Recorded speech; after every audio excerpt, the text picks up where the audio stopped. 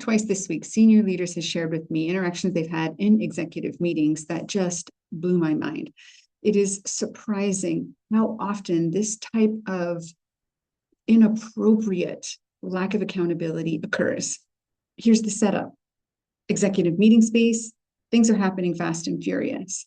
A lot of context and content is on the table. Lots of ideas are being passed around. A very simple behavioral rule is wait for people to speak, then take your turn. And yet interruption happens often. And it isn't even the interrupter that is disciplined. It's the person who pauses the interrupter and says, can you please just wait until I'm finished? They're the one that usually gets called out, sometimes privately. And the call out sounds like this: you shouldn't call your peer out in public. Truth be told, there is a lot of benefits to calling out a peer, especially at the senior leadership level, in public.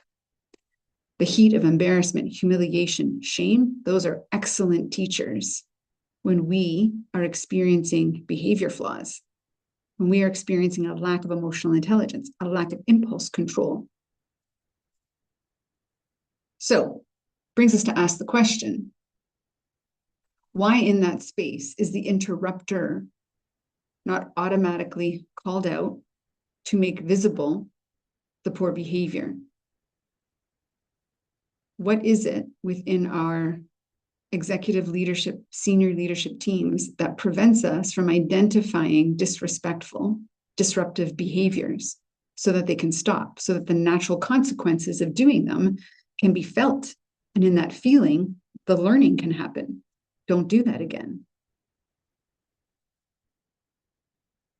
At an executive senior leadership level, the expectation is to be emotionally intelligent. And yet, we can often find the simplest of behaviors difficult for individuals to follow. Perhaps that's because of the high stakes that exist. But that's the point, isn't it? At an executive level, if you can handle the high stakes, you also need to be able to handle the emotions that come along with it.